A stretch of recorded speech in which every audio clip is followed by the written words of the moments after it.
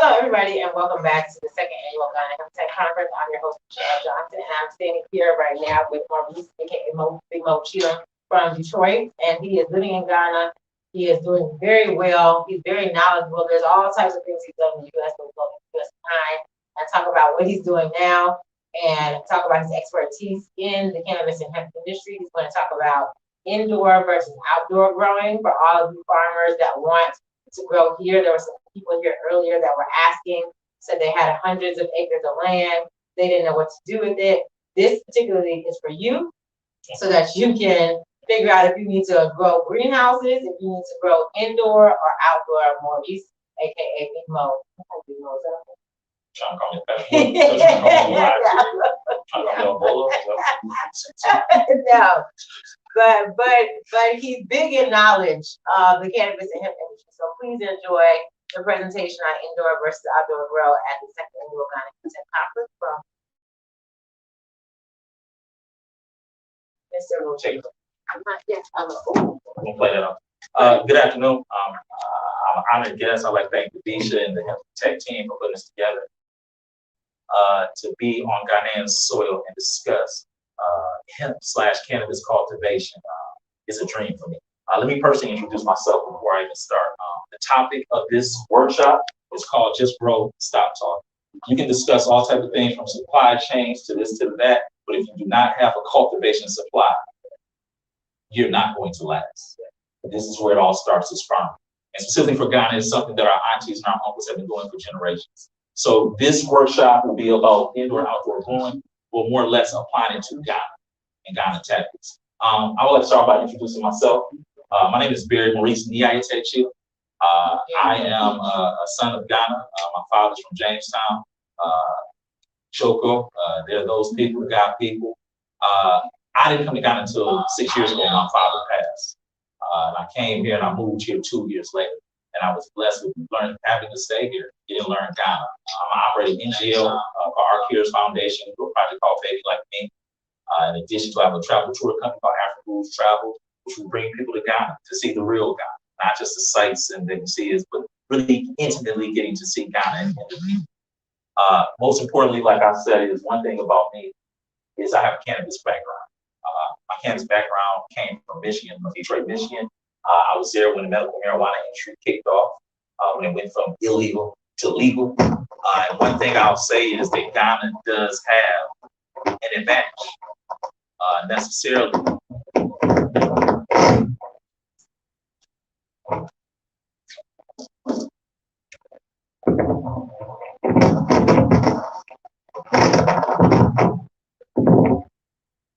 I'm so sorry for taking it. One thing that Ghana has an advantage of is being here from the beginning. And thanks to Visha and the Hemptech team is that they're working out and they're giving you a supply of information. I was in Detroit, Michigan, where the city was not prepared for it. We didn't take advantage of the economic.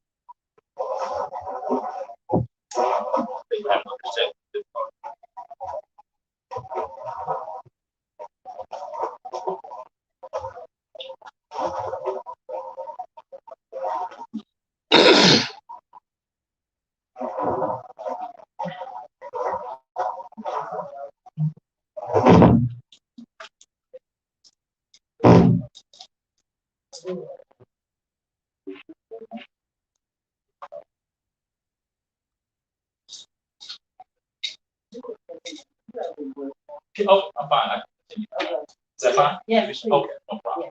I have a cannabis background. I came to the point where Michigan became a Michigan medical marijuana state. Cannabis was legalized on a medical end. I have over 20 years of cultivation experience. I directed Cannabis and Passion Club. I serve on the board of directors for the statewide advocacy organization. What I like to specialize in is organic cannabis cultivation, hemp cultivation. I believe sun-grown cannabis is the way to go. These are just a couple of brands that I operated when I was back in Michigan. I had a clone bank where we supplied plants, started to different farmers, different cultivators. I'm at the Compassion Club. It's more of a cannabis social compassion club. And I also was a partner in a medical marijuana certification clinic. We certified patients who were seen by doctors to get a license to cultivate cannabis and to consume it legally within Michigan. and also have consulting companies as well. Just a couple things about the workshop, some basic objectives.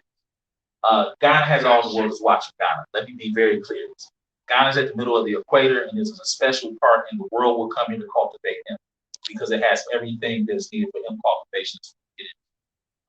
We'll discuss indoor cultivation of cannabis, outdoor cultivation, elements of successful growth, and we'll talk about just nutrients overall. I do want to be clear, this is a basic growing class. There will be some things that you can't learn all in one day, but I hope to touch on some things and some questions to start some conversation. So, why do you want to become a farmer? And when I say this is, I underline farmer. This is not a niche thing. This is not some type of technology thing. Is to cultivate hemp or cannabis is to be a farmer. That's what it is. You cannot beat around that. If you don't like dirt, if you don't like water, if you don't like plants, this is not for you. It's not a trendy thing. And specifically when you're talking on an industrial level, where you're talking of farmers who have 25, 50 to 100 acres, it is going to take serious farming. So let's be clear, this is about farming. One is, in order to be involved in the hemp industry, you have to have some things inside of it. You have to be able to provide compassion. Okay? You want to provide compassion to help. This is not a hustle. A farmer provides a product to feed people. This is provide medicine. This is provide fuel. This is provide rope. So many things is that the cannabis/hemp plant you can derive from. So you want to provide compassion to people, okay? Number two, you have to do your research. You have to stay on top of things. The industry's forever growing. But when I say your research too is, let me be clear, is you have to study the basics of farming. There's nothing that you can do around that. There's basic nutrients, nitrous, phosphorus, potassium, NPK. There's micro. Sorry. Okay. Yeah, they got me looking like. I'm sorry. So I just want to get back to that. You have to do your research. You have to study the basics of farming. Let's be very clear about that. This is not a hustle. This is not something new that you can create. There are certain elements that you have to know. You have to know your nutrients, your micronutrients. You have to know soil levels. You have to know degradation levels. You have to understand organics. You have to understand integrated pest management. These are things that you're going to have to study, because let me be very clear, you can't just produce a subpar product. I think we had another speaker talking about off-taker agreements, if I'm correct, earlier. Yeah. And in that off-taker agreement, as I was listening to what he was saying, is you just can't produce a subpar product. Ghana's going to compete with the world. So if your product, you got 100 acres of hemp, and it's a subpar product and it's infested, they will test that hemp when they process it, and you will not be able to offload it. What are you going to do with 100 acres of hemp? So you want to make sure you do your research. Provide genetics. As a farmer, you want quality genetics. You want great stock. You want to understand what great stock is. That goes back to research. Also going to discuss it, promoting sustainable living. Ghana's under attack. We all know about the land. We already know about the practices that farmers are engaging in. In order for Ghana to be successful in hemp, it's going to have to understand it's going to have to be sustainable. You're going to have to try to generate your own nutrients. You're going to have to watch the water quality. You're going to have to watch the land. The days of synthetic nutrients on the long term are going to be over once again. And most importantly, you want to do it for enjoyment. Like I said, once again, you're providing compassion. You want to understand is that you're providing something that people are going to enjoy. Why do you want to be a farmer? Next slide, please. Like I said, it's to make money. Everybody wants to make money from financial benefit. Next slide.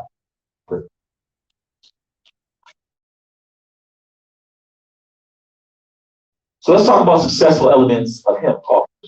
This is an outdoor crop. This is not my crop. Once again, is hemp cannabis cultivation in Ghana is illegal. That is not what we're promoting. This is strictly educational practices.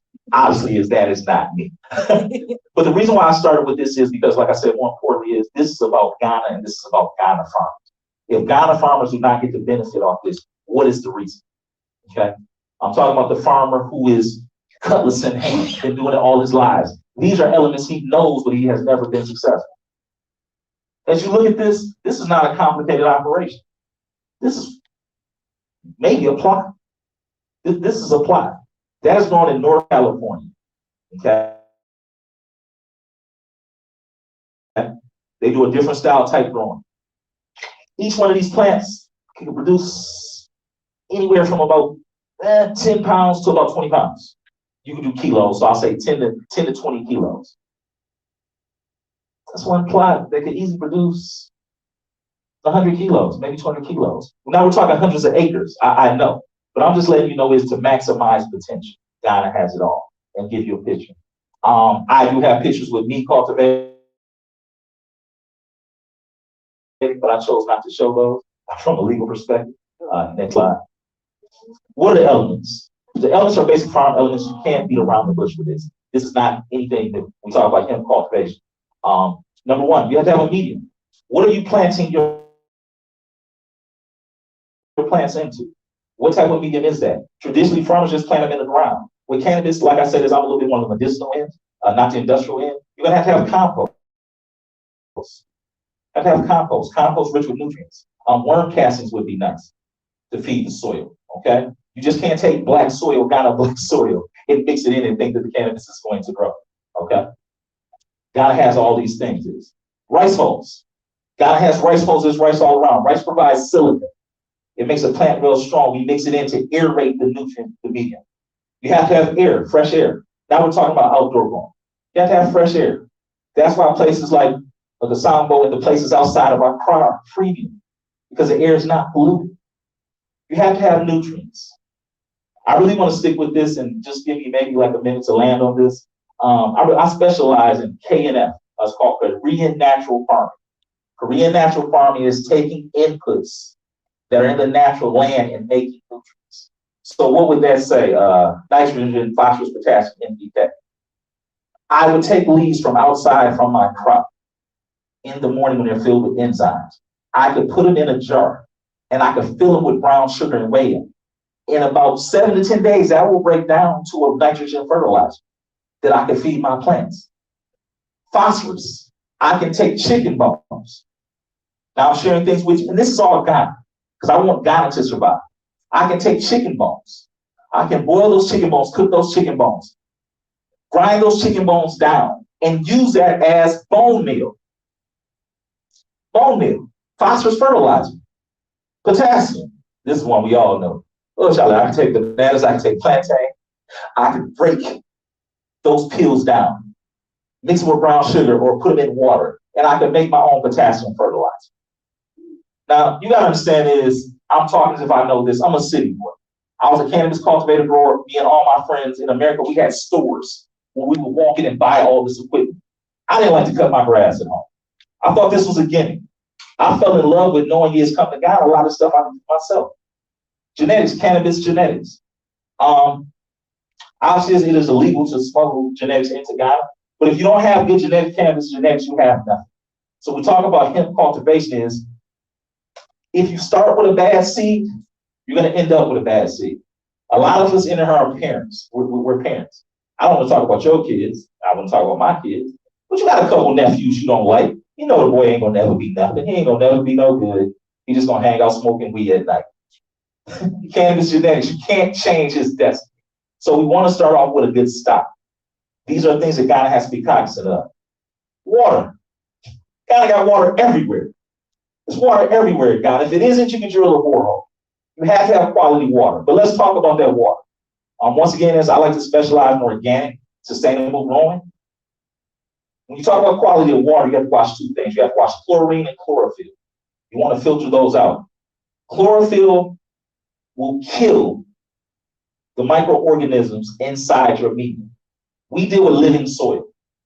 So we deal with living soil is, we deal with a soil is, once I make that soil and once I take a harvest, I can pull that plant up and replant into that soil because nutrients are consistently breaking down. Inside that pot or that, that raised bed, I can grow to 6 to 7 to 8 times inside that raised bed and never pull it up because I'm feeding the soil and I'm feeding the plant. So you have to be careful with the water quality and test the water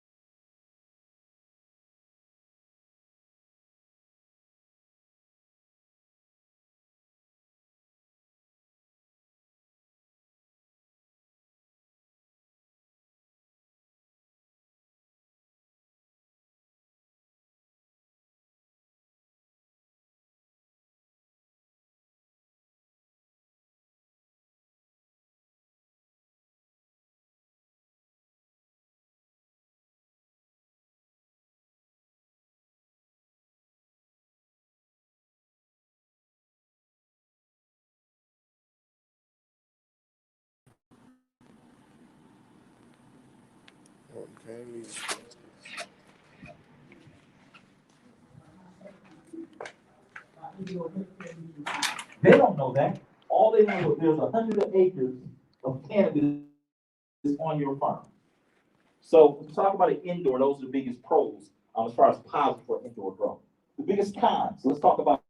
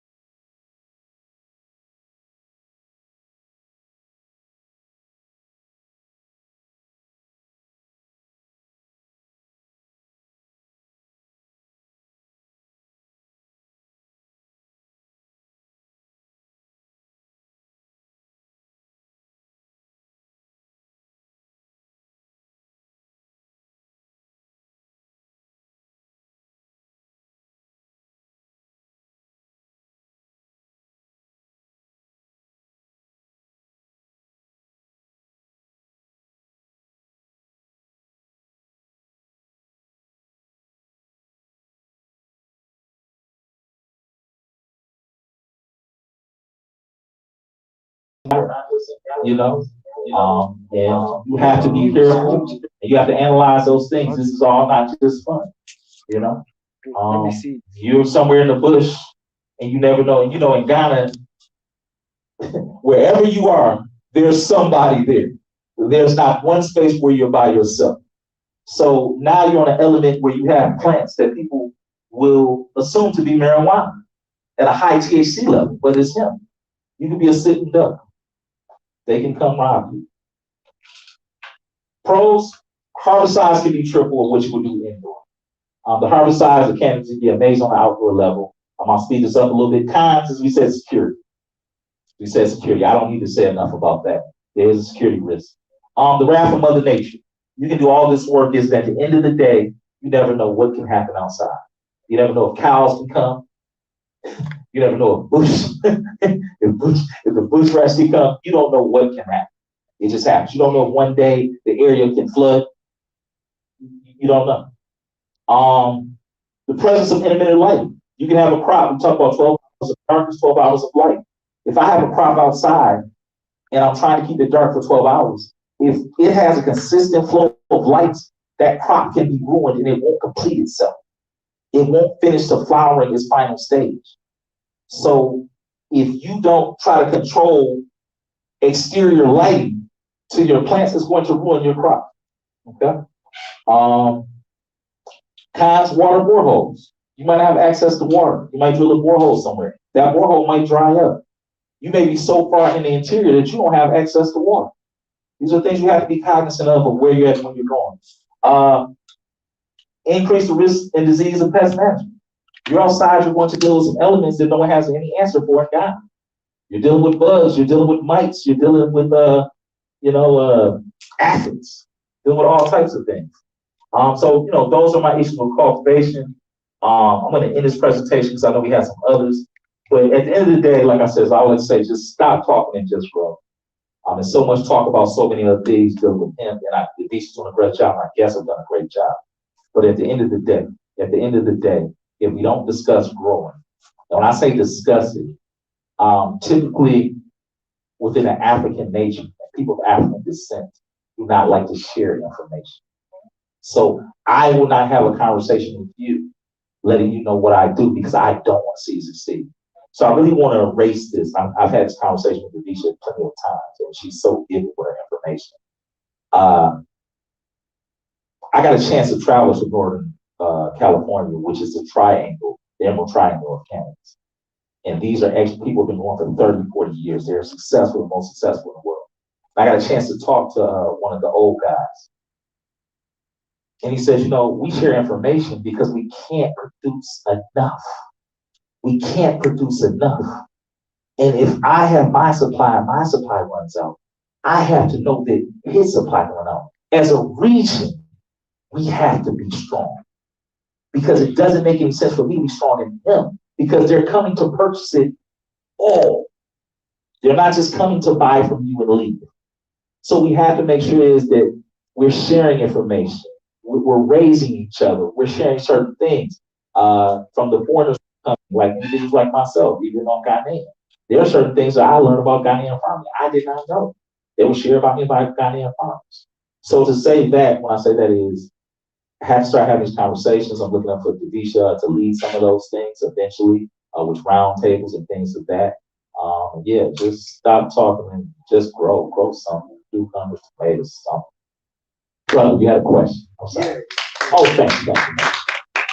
Yeah, nice talk, brother. Thank you, brother. And I want you to elaborate on what is called the outdoor cultivation. Yes, sir. The part, because the synergy between the farm, you and the farm becomes one. Could you please elaborate a little bit? Yeah. Particularly, and this won't be a long story. Particularly, most of us coming from the United States, even if you have Ghanaian roots, we're coming from urban cities. So we haven't even had a backdoor garden. We haven't had anything. We've moved away from that. Particularly people coming from ACCRA, which is a concrete jungle, are not even in tune. So therefore, a lot of people are going to come for this industry, and then Adisha had this talk, is they're coming for it as a hustle. And somehow they're going to hustle farming, and they're going to do this, they're going to do that. And what I'm saying is you have to be in tune with nature. That farm is going to awaken. When you see a little plant grow to a young girl, that farm grows to a grown awakening. When you see a little plant grow to a young girl, grow to a grown woman, have a baby produce buds, you will know your plants by name. Your plants almost, and I hate to say this, my plants is more important than my girlfriends. Hey, Charlie. Hey,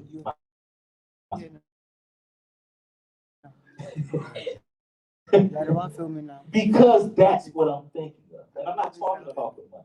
If you're doing this for money, and I get it, I know that's the end goal, it's not going to make it. Because the plants are going to call you. You're going to see that better. Killed crops. I have killed crops and done devious things, and I'm wondering, I'm eating dinner with my girlfriend, what happened to her? Not her, what happened to her? That plant, so when I say that,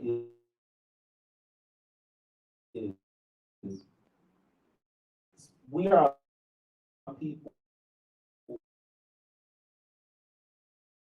of nature, people of African descent, regardless of what country you're from themselves. I love our cry to death at nature. Literally, let me be clear, cultivate. I didn't know about outdoors. Once I weird.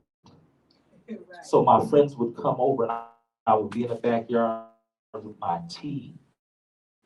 And I would just be looking at my plants for hours. I would not want to leave my backyard. Now, for you farmers, you already have that feeling. I didn't know that. That's what I'm saying, is building up that relationship. Starting to say, hey, they sell this in the store, but I can create this at home. I can grow my own worms. I can create my own worm castings. Hey, I paid, like, I cannot tell you the ignorance on how much me and my friends and my colleagues have paid for some of these nutrients in bags, things that they have recreated. I've talked to farmers in Ghana, I discussed, and they just laugh at me. Oh, how did you pay? Because, brother, getting back to Mother Nature, not necessarily about hemp, but getting back to creating our own things, getting back to talking to the land. I hope that answers your question. So, okay. Any other questions? Brother, you got any questions, please? Any? Okay. So I'll conclude this. We got some other speakers. Ending this, I would like to really just like to thank Devisha, because I never thought that this would be possible. I spoke at the first one. I knew she's doing the second one. I'm later every year, and I know that it's hard for her to do. But you know, there are people who appreciate you don't talk to, doing what you're doing. We're behind you. Thank you, Mo. I really appreciate it. We are actually going to conclude today and bring everyone back that wasn't on today tomorrow. We have one more day of the Hemptech conference. Tomorrow is Tech Day. So we'll talk about agro-backed cryptocurrency. We'll talk about blockchain technology. We'll talk about all types of things. So come back with us tomorrow. Most of our presenters will be online tomorrow. Make sure that you go back and watch Friday's sessions on investment. Go back and watch today's session on hemp. We will see you tomorrow. This is your host, Devisha L. Johnson, and this has been the second annual Ghana Hemptech Conference. We'll see you tomorrow. Can we get a group picture? Yes, absolutely. Definitely. All right. Yeah, Mr. John. Okay. You just end it. You can go. Come back on.